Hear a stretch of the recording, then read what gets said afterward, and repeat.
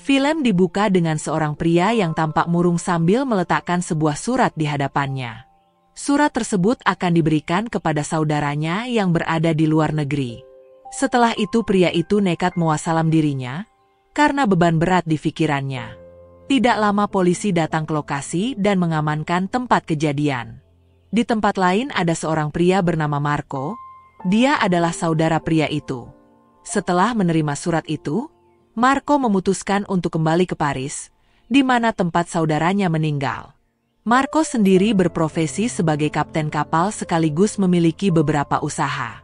Namun sayangnya, rumah tangganya tidak baik-baik saja. Semua itu karena Marco sering pergi dan meninggalkan keluarga. Di sisi lain, ada seorang wanita bernama Raphael. Ia merupakan istri dari seorang pengusaha kaya raya sekaligus salah satu tokoh berpengaruh di Paris bernama Laporte. Raphael tinggal di sebuah apartemen besar nan mewah. Pada suatu hari, ia melihat Marco datang dengan mobilnya lalu menyewa sebuah unit apartemen yang kebetulan berada tepat di sebelah tempat tinggalnya. Sejak saat itu, Marco mulai menelusuri siapa yang sebenarnya berada di balik kematian saudaranya. Tidak hanya itu, ia juga mengetahui bahwa anak perempuannya juga menjadi korban dari seseorang. Sosok yang dimaksud ternyata adalah Laporte. Perlahan-lahan, Marco mulai mengamati keseharian Raphael. Sementara itu, Laporte kerap pergi karena urusan bisnis, sehingga Raphael sering ditinggal sendiri. Meski hidup serba berkecukupan, ada kebutuhan emosional yang tidak bisa dipenuhi oleh suaminya. Marco kemudian menjenguk putrinya, yang bernama Justin, yang sedang dirawat di rumah sakit karena trauma. Ia berusaha menenangkan anaknya dengan mengatakan bahwa semua akan baik-baik saja. Namun masalah lain datang.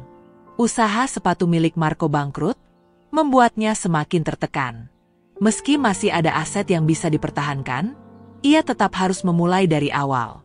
Belum lagi hubungannya dengan sang istri yang bernama Sandra juga makin tidak jelas. Suatu hari, Marco melihat Laporte pergi meninggalkan Raphael sendirian. Kesempatan itu ia manfaatkan untuk mendekati Raphael, dan pada akhirnya terjadi pusrang sampai Glory. Namun semua langkah Marco bukan tanpa tujuan, melainkan bagian dari rencana yang telah ia susun. Perlahan-lahan Marco mulai menyelidiki sebuah lokasi terpencil yang digunakan untuk hal-hal tidak benar. Setelah itu, ia kembali ke apartemen dan lagi-lagi mendatangi Raphael, dan mengulangi pusrang sampai Glory seperti kemarin. Beberapa orang sudah dicurigai terlibat dalam kepergian saudaranya. Malam itu Marco mendatanginya dan membalas satu persatu. Dan pada pagi harinya, kebetulan Marco dan Laporte masuk ke dalam lift yang sama. Anak Laporte mengenali Marco sebagai orang yang pernah memperbaiki sepedanya. Sebagai tanda terima kasih, Marco diundang ke rumah untuk minum kopi bersama. Melihat itu, Raphael merasa takut jika Laporte tahu hubungannya dengan Marco. Dia kemudian mengirim pesan dan meminta Marco pergi dari sana. Singkat cerita, Marco kemudian bekerja sama dengan seorang kepala detektif untuk membongkar dalang kejahatan yang merenggut nyawa saudaranya dan menghancurkan hidup anaknya. Meski begitu, Marco sebenarnya sudah mengetahui siapa pelakunya, hanya saja ia menunggu waktu yang tepat untuk bertindak. Hingga suatu saat, Marco bertemu dengan seorang pria yang bekerja di lokasi yang pernah Marco datangi. Pria itu memiliki rekaman penting.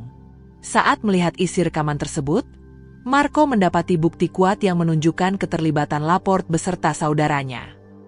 Sementara itu, Raphael hendak menjemput anaknya di sekolah. Tetapi gurunya mengatakan bahwa sang anak sudah lebih dulu dijemput oleh Laporte. Di sana dia melihat teman anaknya dan mengatakan ingin main ke rumah anaknya. Alhasil Raphael mengajaknya pulang ke apartemen. Di rumah, Raphael menerima surat dari suaminya. Di sana dia mengatakan jika dia sudah tahu hubungan Raphael dengan Marco, maka dari itu, Laporte mengajak anaknya untuk tinggal bersamanya dan akan berpisah dengan Raphael. Raphael berpikir ini semua gara-gara Marco. Dia mendatanginya dan menyalahkan Marco karena sudah masuk ke kehidupannya. Karena Marco, keluarga Raphael dan Laporte hancur berantakan. Memang ini semua adalah tujuan Marco. Suatu hari, Laporte bersama anaknya kembali ke apartemen Raphael. Tak lama, Marco muncul dan langsung menyerang Laporte. Namun keadaan berbalik ketika Raphael membantu Laporte dan mewasalam Marco. Pada akhirnya terungkap bahwa Laporte adalah penyebab dari kematian saudara Marco sekaligus trauma yang dialami anak perempuannya. Laporte memiliki masalah lama dengan saudara Marco. Laporte memaksa saudara Marco untuk pusrang sampai Glory dengan keponakannya sendiri yang tidak lain adalah anak Marco.